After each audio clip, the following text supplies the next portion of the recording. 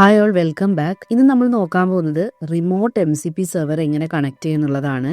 കഴിഞ്ഞ വീഡിയോസിൽ നമ്മൾ ലോക്കലായിട്ടുള്ള ഒരു MCP സെർവർ നമ്മുടെ ക്ലോഡ് ഡെസ്ക്ടോപ്പിൽ കണക്ട് ചെയ്തത് നോക്കിയിരുന്നു. അപ്പോൾ ഒരു പാർട്ട് 1 ആയിട്ടാണ് നമ്മൾ ഈ ഒരു main topics M C P എന്തിനാണെന്നുള്ളതും ആർക്കിടെക്ചറും ഒക്കെ ഒരു പാർട്ട് 1 നമ്മൾ വീഡിയോ ഇട്ടിട്ടുണ്ടായിരുന്നു.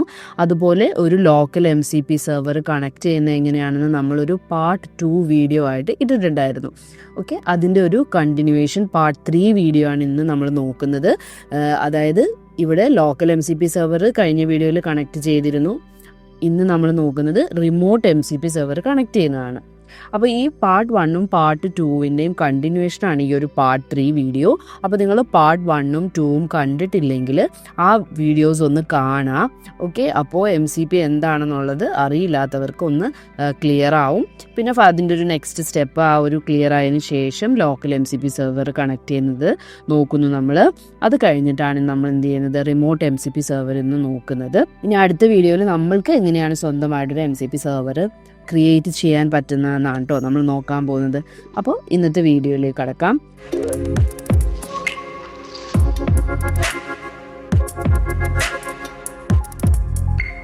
അപ്പോൾ നമ്മളിവിടെ ഇന്ന് യൂസ് ചെയ്യുന്നത് ക്ലോഡ് ഡെസ്ക്ടോപ്പാണ് നമ്മുടെ MCP ഹോസ്റ്റ്.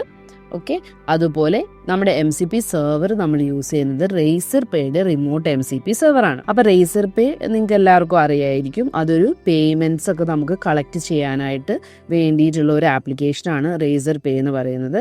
ഈ കൊമേഴ്സ് വെബ്സൈറ്റ്സ് ഒക്കെ നിങ്ങൾ ഡെവലപ്പ് ചെയ്തിട്ടുണ്ടെങ്കിൽ നമ്മൾ റേസർ പേ ഇൻറ്റഗ്രേറ്റ് ചെയ്തിട്ടുണ്ടാവും. അതുപോലെ ഇൻവോയ്സസ് ഒക്കെ നമുക്ക് ക്രിയേറ്റ് ചെയ്ത് സെൻഡ് ചെയ്ത് കൊടുക്കാം. അപ്പോൾ റേസർ പേയുടെ ഒരു റിമോട്ട് MCP സെർവർ അവർ ക്രിയേറ്റ് ചെയ്തിട്ടുണ്ടായിരുന്നു. ആ MCP സെർവറിന് നമ്മുടെ ക്ലോഡ് ഡെസ്ക്ടോപ്പിലേക്ക് കണക്ട് ചെയ്യുന്നത് എങ്ങനെയാണെന്നാണ് നമ്മൾ നോക്കുന്നത്. അപ്പം ഇതിനു വേണ്ടി നമുക്ക് ഫസ്റ്റ് നിങ്ങൾ എന്ത് വേണം, ക്ലോഡ് ഡെസ്ക്ടോപ്പ് നമുക്ക് ആവശ്യമാണ്.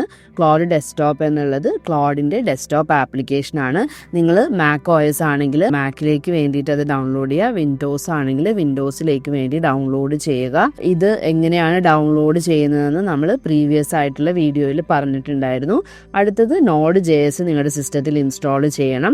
Node.js.org എന്ന് പറയുന്ന ഈ ഒരു URL പോയിട്ട് ഇൻസ്റ്റാൾ ചെയ്യുക. ഇനി നിങ്ങളുടെ സിസ്റ്റത്തിൽ ഓൾറെഡി Node.js അവൈലബിൾ ആണെങ്കിൽ അത് മതി.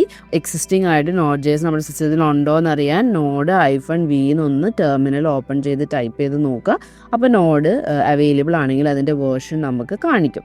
അപ്പോൾ ഇത് രണ്ടുമാണ് നമുക്ക് വേണ്ട pre requisites. Claude desktop download ചെയ്യുക, Node.jsഉം ഡൗൺലോഡ് ചെയ്യുക. ഇനി അടുത്ത സ്റ്റെപ്പാണ് നമ്മുടെ MCP സെർവർ കണക്ട് ചെയ്യുന്നത്. അപ്പോൾ അത് നമുക്ക് നോക്കാം. ക്ലോഡ് ഡെസ്ക്ടോപ്പ് ഡൗൺലോഡ് ചെയ്യാൻ വേണ്ടിയിട്ട് cloud.ai/download എന്ന് പറയുന്ന URL വന്നിട്ട് മാക് OS ആണെങ്കിൽ നിങ്ങൾ ഈ ഒരു ബട്ടൺ ക്ലിക്ക് ചെയ്യുക, വിൻഡോസ് ആണെങ്കിൽ നിങ്ങൾ ഈ ഒരു ബട്ടൺ ക്ലിക്ക് ചെയ്യുക. അപ്പോൾ ക്ലോഡിൻ്റെ ഈ ഒരു ഡെസ്ക്ടോപ്പ് ആപ്ലിക്കേഷൻ നമുക്ക് ഡൗൺലോഡ് ആയി കിട്ടും.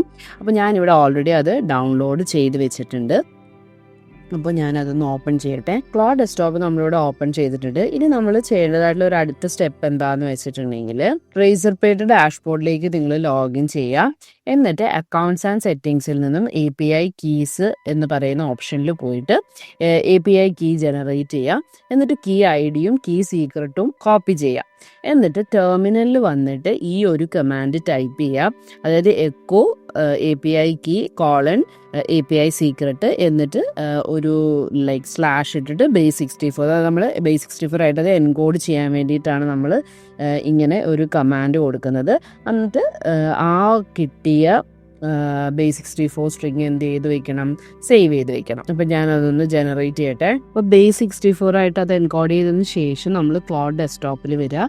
എന്നിട്ട് ക്ലോഡിൽ വന്നിട്ട് സെറ്റിങ്സിൽ ക്ലിക്ക് ചെയ്യാം. സെറ്റിങ്സിൽ ക്ലിക്ക് ചെയ്യുമ്പോൾ നമ്മൾ നേരത്തെ വീഡിയോയിൽ ഫയൽ സിസ്റ്റം സെർവർ കണക്ട് ചെയ്യാൻ വേണ്ടി ചെയ്ത അതേ പ്രോസസ്സാണ് നമ്മളിവിടെ ഫോളോ ചെയ്യുന്നത്. ഈ ഡെവലപ്പർ എന്ന് പറയുന്ന ഇതിൽ വരിക. എന്നിട്ട് എഡിറ്റ് കോൺഫിഗ് ക്ലിക്ക് ചെയ്യുക. ഇപ്പോൾ ഇവിടെ നമുക്ക് കാണാനായിട്ട് പറ്റും ഓൾറെഡി നമ്മൾ കണക്ട് ചെയ്ത് വെച്ചിട്ടുള്ള ലോക്കൽ MCP സെർവർ നമ്മൾ കണക്ട് ചെയ്തതാണിത്, ഫയൽ സിസ്റ്റം. അതിപ്പോൾ തന്നെ ഓൾറെഡി നമ്മൾ ക്ലോഡിൻ്റെ ഈ ഡെസ്ക്ടോപ്പ്, അതായത് നമ്മുടെ MCP ഹോസ്റ്റ് സ്റ്റാർട്ട് ചെയ്തപ്പോൾ തന്നെ ഇതിപ്പോൾ കറൻ്റ്ലി റണ്ണിങ് ആണ്. ഇനി നമുക്ക് ഈ ഒരു റേസർ പേയുടെ MCP കണക്ട് ചെയ്യാൻ വേണ്ടി ഒരു എഡിറ്റ് കോൺഫിഗ് ക്ലിക്ക് ചെയ്യുക. ക്ലോഡ് ഡെസ്ക്ടോപ്പ് config.json എന്ന് പറയുന്ന ഈ ഒരു ഫയൽ ഓപ്പൺ ആക്കുക.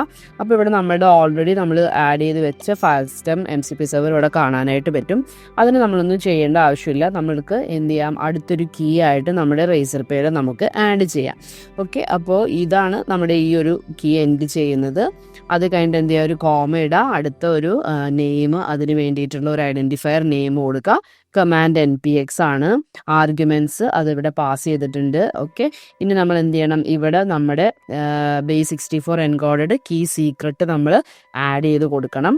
അപ്പോൾ ഈ കമാൻഡും ആർഗ്യുമെൻസും ഒക്കെ എന്താണെന്നുള്ളത് നമ്മൾ നേരത്തെ വീഡിയോയിൽ പറഞ്ഞിരുന്നു, എന്തൊക്കെയാണ് അവിടെ പാസ് ചെയ്യുന്ന കാര്യങ്ങളൊക്കെ. അപ്പോൾ ഇനി നമുക്ക് എന്ത് ചെയ്യാം, ഇവിടെ നമ്മുടെ എൻകോഡഡ് കീ സീക്രട്ട് ആഡ് ചെയ്ത് കൊടുക്കാം. അപ്പോൾ ഇവിടെ നമ്മളത് റീപ്ലേസ് ചെയ്തിട്ടുണ്ടെങ്കിൽ നമുക്കിത് സേവ് ചെയ്യാം. സേവ് ചെയ്തതിന് ശേഷം നമ്മൾ ക്ലൗഡ് ഡെസ്ക്ടോപ്പ് ഒന്ന് നമ്മൾക്ക് ക്വിറ്റ് ചെയ്തിട്ട് ഒന്നും കൂടി ഒന്ന് റീസ്റ്റാർട്ട് ചെയ്യണം. ഓക്കെ, നമ്മളിവിടെ ക്ലൗഡിൻ്റെ ഡെസ്ക്ടോപ്പ് ഒന്നും കൂടി ക്വിറ്റ് ചെയ്ത് റീസ്റ്റാർട്ട് ചെയ്തിട്ടുണ്ട്. ഇനി നമ്മൾ സെർച്ച് ആൻഡ് ടൂൾസിൽ വന്ന് നോക്കിക്കഴിഞ്ഞാൽ കാണാൻ പറ്റും, നമുക്ക് റേസർ പേയുടെ MCP സെർവർ ഇവിടെ എനേബിൾ ആയിട്ടുണ്ട്. നമ്മൾ നേരത്തെ ചെയ്ത ഫയൽ സിസ്റ്റവും ഒക്കെ നമുക്കിവിടെ കാണാനായിട്ട് പറ്റും. ഈ റേസർ പേയുടെ MCP സെർവർ നമുക്ക് ക്ലൗഡ് വെച്ച് നമ്മളിപ്പോൾ കണക്ട് ചെയ്യുമ്പോൾ നമുക്ക് അതിൻ്റെ യൂസസ് എന്താണെന്ന് വെച്ചിട്ടുണ്ടെങ്കിൽ അത് നമുക്ക് വേണമെങ്കിൽ അവൈലബിൾ ടൂൾസൊക്കെ ഒന്ന് ചെക്ക് ചെയ്യാം. അപ്പോൾ ഇവിടെ നോക്കിക്കഴിഞ്ഞാൽ കാണാൻ പറ്റും, പേയ്മെൻറ്റ് ക്യാപ്ചർ ചെയ്യാം, ഓർഡർ ക്രിയേറ്റ് ചെയ്യാം, പേയ്മെൻറ്റ് ലിങ്ക് നമുക്ക് ഈസി ആയിട്ട് ഇതിൽ നിന്ന് തന്നെ ക്രിയേറ്റ് ചെയ്യാം, QR കോഡ് ജനറേറ്റ് ചെയ്യാനായിട്ട് പറ്റും, എല്ലാ സെറ്റിൽമെൻറ്റ്സും പേയ്മെൻറ്റ്സും പേ ഔട്ട്സും ഒക്കെ നമുക്ക് ആക്സസ് ചെയ്യാനായിട്ട് പറ്റും. അപ്പോൾ ഇതിൻ്റെ ഒരു യൂസ് കേസ് എന്താണെന്ന് വെച്ചാൽ, നമുക്ക് ഡാഷ്ബോർഡിൽ പോയി ഒരു പേയ്മെൻറ്റ് ലിങ്കിന് വേണ്ടിയിട്ട് ജനറേറ്റ് ചെയ്ത് തരാനായിട്ട് പറയേണ്ട ആവശ്യമില്ല. ഇവിടെ തന്നെ നമുക്ക് പറഞ്ഞാൽ ഇതെന്ത് ചെയ്യും, പേയ്മെൻറ്റ് ലിങ്ക് ജനറേറ്റ് ചെയ്ത് തരും. അതുപോലെ ഇപ്പോൾ എന്തെങ്കിലും നമ്മുടെ പേയ്മെൻറ്റ് ഹിസ്റ്ററീസ് കാര്യങ്ങൾ ചെക്ക് ചെയ്തിട്ട് നമുക്ക് എന്തെങ്കിലും അനാലിസിസ് പോലത്തെ കാര്യങ്ങൾ നടത്തണമെങ്കിൽ അതൊക്കെ ഈസി ആയിട്ട് നമുക്ക് എന്ത് ചെയ്യാം, ക്ലൗഡ് ഡെസ്ക്ടോപ്പ് ത്രൂ തന്നെ നമുക്ക് ചെയ്യാനായിട്ട് പറ്റും. ഇപ്പം ഞാനിവിടെ കൊടുക്കുകയാണ്, create payment link for ₹100 for Alicia.